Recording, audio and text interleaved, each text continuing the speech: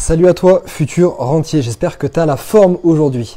Je suis très content de te retrouver dans cette toute nouvelle vidéo. Alors, de quoi on va parler aujourd'hui? Aujourd'hui, je vais te parler du système scolaire. Oui, tu as bien entendu, du système scolaire et du fait de se former de manière générale. Est-ce que ça t'est déjà arrivé au cours d'une discussion, que tu sois avec un ami professionnel ou même avec ta famille? Est-ce que ça t'est déjà arrivé de te dire « Ah, dommage que ça, il l'enseigne pas à l'école. Ah, dommage que ça, on l'apprend pas à l'école. Ah, dommage que si. » Moi, ça m'arrivait absolument tout le temps. Et quand j'ai commencé à m'intéresser aux investissements immobiliers, à la finance, et quand j'ai commencé à travailler en gestion de patrimoine, je me suis dit, mais ça, pourquoi est-ce qu'on l'apprend pas à l'école? Donc dans cette vidéo, on va voir qu'est-ce qui est vraiment intéressant qu'est-ce qui serait intéressant de pouvoir apprendre à l'école, mais que malheureusement on n'apprend pas, et pour quelles raisons est-ce qu'on ne nous les apprend pas à l'école? Alors sans rentrer dans le détail de tout ce qu'on pourrait apprendre à l'école, parce qu'il y a tout un tas de choses qui seraient super intéressantes, par exemple, pourquoi est-ce qu'à l'école on n'apprend pas à mieux contrôler son cerveau? C'est quand même la chose la plus importante qu'on a dans notre vie, enfin qui peut absolument changer toute notre vie, que ce soit en bien ou que ce soit en mal, qui peut nous faire des choses exceptionnelles ou qui peut complètement nous détruire. Pourquoi est-ce qu'on n'apprend pas à contrôler notre cerveau? Ça c'est un des points. Pourquoi est-ce qu'on n'apprend pas à contrôler nos finances? On est quand même tous concernés par l'argent, on gagne tous de l'argent, on dépense tous de l'argent, on paye tous des impôts, on achète tous à un moment ou à un autre de l'immobilier, ou en tout cas on loue de l'immobilier. On est tous concernés à un moment ou à un autre par la banque, par l'argent, par les impôts, par l'immobilier. Pourquoi est-ce qu'on n'apprend pas des choses comme ça? Alors je veux bien que la culture musicale soit super importante, je suis tout à fait d'accord, mais pourquoi est-ce qu'on va apprendre la flûte au collège? Sérieusement, pourquoi est-ce qu'on apprend à jouer de la flûte plutôt que d'apprendre à gérer ses impôts, à gérer son argent? Enfin je veux dire, on paye quand même beaucoup plus souvent des impôts que ce qu'on joue de la flûte, sauf si tu es professionnel de flûte, hein, excuse-moi. Mais d'apprendre à jouer un instrument, je trouve ça absolument génial. C'est génial parce que ça t'apprend la rigueur, ça t'apprend la fixation d'objectifs, ça t'apprend à te dépasser. Donc je trouve ça génial de jouer un instrument, d'avoir une culture musicale. Mais pourquoi est-ce qu'on choisit pas notre instrument? Pourquoi est-ce qu'on joue pas des instruments qui sont quand même plus communs, comme de la guitare, de la batterie? Non, ils vont aller nous apprendre de la flûte. Je veux dire, il y a des choses qui sont quand même tirées par les cheveux. Alors pourquoi est-ce qu'on ne nous apprend pas des choses comme la gestion financière? Pourquoi est-ce qu'on t'apprend pas à gérer ton argent? Pourquoi est-ce qu'on t'apprend pas, on te dit pas à l'école qu'il faut épargner au minimum 10% de ce que tu gagnes? Parce que si tu dépenses plus de 90% de ce que tu gagnes, ça veut dire que tu es en dehors de tes moyens. Ça veut dire qu'à un moment donné, un moment ou un autre, les 10% qui te manquent, les 10% que tu n'as pas mis de côté, ils vont te manquer à un moment ou un autre. Ils vont te manquer peut-être pour les études de tes enfants, ils vont te manquer pour ta retraite, ils vont te manquer le jour où tu auras un pépin. Cet argent va te manquer, donc pourquoi est-ce qu'on n'apprend pas ça? Pourquoi est-ce qu'on n'apprend pas à gérer nos impôts? Pourquoi est-ce qu'on n'apprend pas à acheter ou à louer de l'immobilier? C'est très simple, la réponse elle est très très simple. Deux raisons. Un, ça n'arrange pas la banque. Ça n'arrange pas la banque que tu saches comment gérer ton argent, sinon tu ferais beaucoup moins appel à elle, et sinon tu finirais beaucoup moins dans le rouge. Et deuxième point, ça n'arrange pas l'État. Oui, ça n'arrange pas l'État, ça tu t'en doutes bien. Ça n'arrange pas l'État que tu puisses gérer tes finances, que tu saches gérer tes impôts, sinon tu lui en donnerais beaucoup moins. Ça n'arrange pas l'État, sinon il ferait un système fiscal qui serait quand même beaucoup plus simple, qui serait plus clair à comprendre. Je ne sais pas si déjà un jour tu t'y intéressais, moi je l'ai vu de fond en comble quand je travaillais en gestion de patrimoine. Quand tu regardes la fiscalité juste personnelle, je ne te parle pas des sociétés, mais la fiscalité personnelle, c'est absolument incroyable. Il y a des choses, tu peux même pas les calculer, c'est absolument impossible. Et quand tu regardes à côté de ça, par exemple, je pense que ça t'est déjà arrivé, est-ce que tu t'es déjà pris un PV? Si tu t'es déjà pris un PV, est-ce que tu as déjà essayé de le payer par Internet? Est-ce que tu as vu à quelle vitesse ça va de payer un PV sur Internet? Ça te prend 2 clics. En 2 clics, donc espace de 10 ou 15 secondes, tu as rentré tes coordonnées bancaires et tu as payé ton PV. Est-ce que tu as déjà essayé de te faire rembourser tes impôts parce que tu as trop payé? Est-ce que tu as vu quelle démarche il faut arriver à faire pour se faire rembourser ses impôts? Donc je veux dire, quand on se pose les bonnes questions à un moment, et ça on se les pose tous ces questions à un moment donné, mais des fois on fait la politique de l'autruche, tu sais, on met la tête dans le sable et puis on se dit, à un moment ça va passer. Non, malheureusement ça ne passera pas. Quand tu te poses les bonnes questions, tu te rends compte et tu t'aperçois pour quelles raisons est-ce qu'il y a des choses qu'on ne nous apprend pas et pour quelles raisons il y a des choses qui sont super simples comme payer ses PV, mais il y a des choses qui paraissent incroyables comme essayer de payer moins d'impôts et essayer de gérer un peu son argent. Alors du coup, si tu me connais, si tu connais déjà un petit peu mes vidéos, tu sais que je suis quelqu'un qui est très pragmatique, tu sais qu'à chaque situation, à chaque fois je pense qu'on a deux réactions.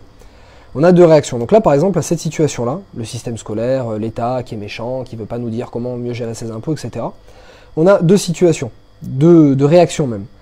Première réaction, je me plains. Ouais, mais l'État il est méchant, il nous prend trop d'impôts, et je finis dans le rouge, et la banque elle me prend des agios, et puis le livret A il rapporte rien. On peut se plaindre, comme tu le sais, si tu as vu ma vidéo sur le fait qu'on se plaint trop, dans ce cas-là je te renvoie à la regarder.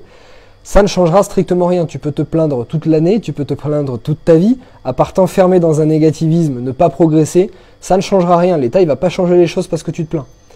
Soit la deuxième réaction, tu te dis, ok, l'État veut pas que j'apprenne ça, pas de problème, je vais apprendre encore plus. Vous voulez pas que j'apprenne? C'est pas grave, je vais me débrouiller, je vais apprendre encore plus. Il y a des tas de bouquins, il y a des tas de formations, il y a des tas de gens que tu peux rencontrer pour apprendre tout ça.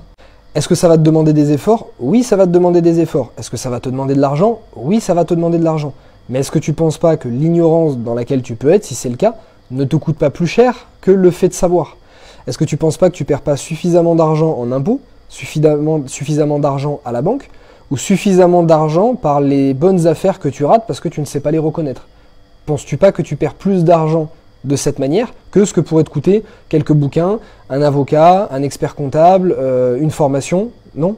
D'ailleurs, tu connais très bien cette phrase, hein. Si le savoir coûte cher, et c'est donc l'ignorance. Donc en fait, sans que tu le saches, tu perds malheureusement des dizaines de milliers d'euros par an, si ce n'est encore plus, en impôts, parce que tu ne sais pas les gérer, à la banque, puisque tu finis dans le rouge, ou peut-être tu as des mauvais produits bancaires alors que tu ne connais pas les bons, en bonnes affaires, parce que tu ne sais pas reconnaître les bonnes affaires immobilières, donc tu passes à côté, tu ne les achètes pas, en business que tu ne peux pas créer, parce que peut-être que tu veux créer ton entreprise, mais tu n'as pas encore toutes les compétences, tu n'as pas tout le savoir pour pouvoir créer un business tout simplement. Tu perds sans le savoir des dizaines, voire des centaines de milliers d'euros par manque de connaissances là-dedans. Si je te prends l'exemple d'un avocat, suivant les régions, un avocat ça peut coûter entre 100 euros et 200 euros de l'heure, même encore plus pour Paris. Ça peut être cher, on peut se dire 100 à 200 euros de l'heure quand même c'est cher. Est-ce que tu ne penses pas que par rapport à toutes les concessions qu'a fait l'avocat, donc je veux dire il a fait ses 5 ans d'études, il a passé son barreau, l'examen de son barreau, peut-être qu'il a fait encore d'autres études derrière pour se spécialiser quelque part, est-ce que tu ne penses pas que les concessions que ça lui a demandé, donc peut-être le temps où nous on sortait, on se faisait plaisir, on allait au restaurant, lui il travaillait chez lui, tous les bouquins qu'il a dû lire, les bouquins, excuse-moi du terme, mais hyper ennuyeux, que tu n'as surtout pas envie toi de lire, toutes les concessions, tous les bouquins, tout le temps que ça lui a demandé d'emmagasiner toute cette connaissance qui te retransmet en l'espace d'une heure sur quelque chose de très spécialisé qui te concerne à toi, est-ce que tu ne penses pas que c'est peu cher payé au final? Et quand tu compares ça à un expert comptable, à un conseiller en gestion de patrimoine, à un avocat, à ces professions-là, professions qui peuvent t'apporter énormément, parce qu'ils détiennent le savoir sur des choses qui nous intéressent, l'immobilier, la création d'entreprises par exemple, est-ce que tu ne penses pas qu'au final, c'est pas si cher payé de détenir du savoir? Si je te prends mon exemple, moi si tu as regardé mes autres vidéos, j'ai démarré en gestion de patrimoine, donc j'ai travaillé 5 ans en gestion de patrimoine. J'ai fait plein de formations, j'ai passé plein d'agréments, j'ai calculé rapidement, j'en suis à peu près 7000 euros de formation, c'est la valeur d'à peu près toutes les formations que j'ai faites. J'ai des formations en investissement immobilier, des formations en investissement financier, des formations en placement en épargne, en assurance, des formations en crédit immobilier, des formations en développement personnel. J'ai fait des formations dans plein de choses et des formations, je continue à en faire. Ça, je compte pas le budget bouquin que j'ai, parce que j'achète peut-être plus d'une quinzaine de bouquins par an. Je compte pas le budget des formations gratuites que j'ai eu offert par mes entreprises, parce qu'il y en a eu encore plus. Donc c'est un budget énorme et je continue encore de me former. Et en fait, plus je me forme, plus j'emmagasine du savoir, plus j'ai envie de me former. Parce que j'apprends de plus en plus de sujets et j'ai envie d'être pointu sur encore plus de sujets. Et en fait, si tu veux, à la fin, ça devient presque une drogue. En fait, plus tu acquiers de connaissances, plus tu t'enrichis de connaissances, plus tu as envie d'en avoir. Je te prends l'exemple de ma formation, hein, par exemple. Le coût de ma formation, c'est entre 1400 et 2000 euros à peu près. Ça dépend la ville dans laquelle tu trouves, ça dépend le coaching personnalisé, il va être plus ou moins pointu. Grosso modo, entre 1400 et 2000 euros. Donc là, tu as plusieurs solutions. Soit tu peux te dire, non, j'ai pas besoin et je préfère faire seul, investir seul dans l'immobilier. Tu peux.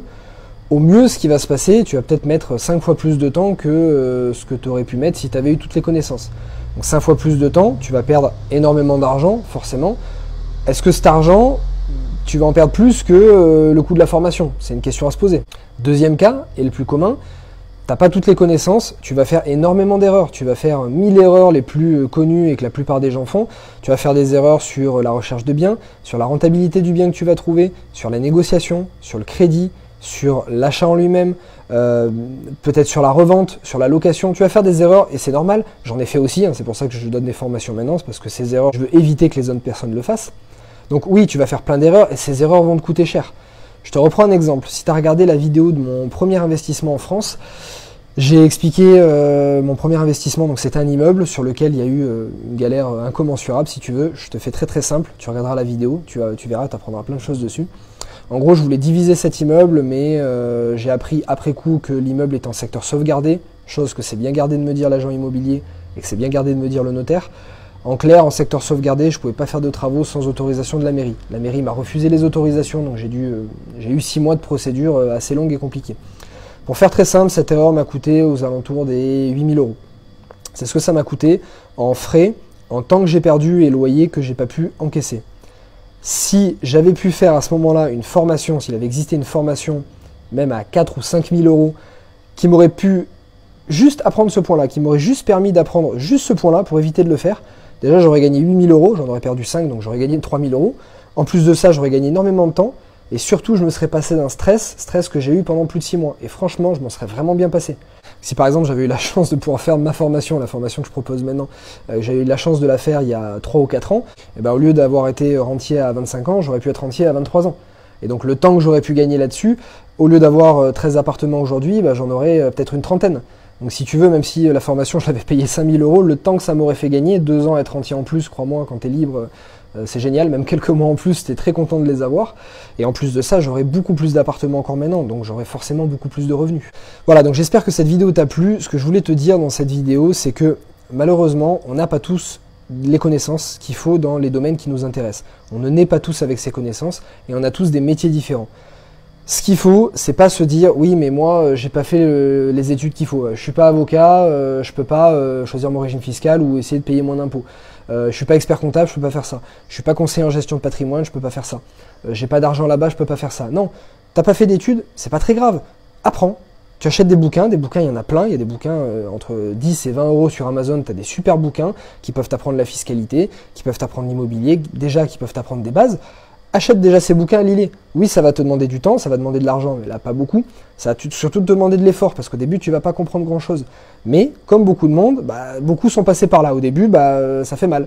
Au début, ça fait mal, comme quand tu démarres à faire du sport, tu veux courir un marathon, tu commences par courir au début, ça fait mal.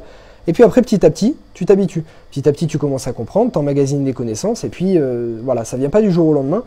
Mais forme-toi, voilà, le système scolaire ne veut pas nous apprendre ça, c'est pas grave, on va pas se plaindre à dire oui mais on nous apprend pas ça, donc du coup je suis ignorant et je paye trop. Non, on te l'apprend pas, c'est pas grave, apprends-le toi.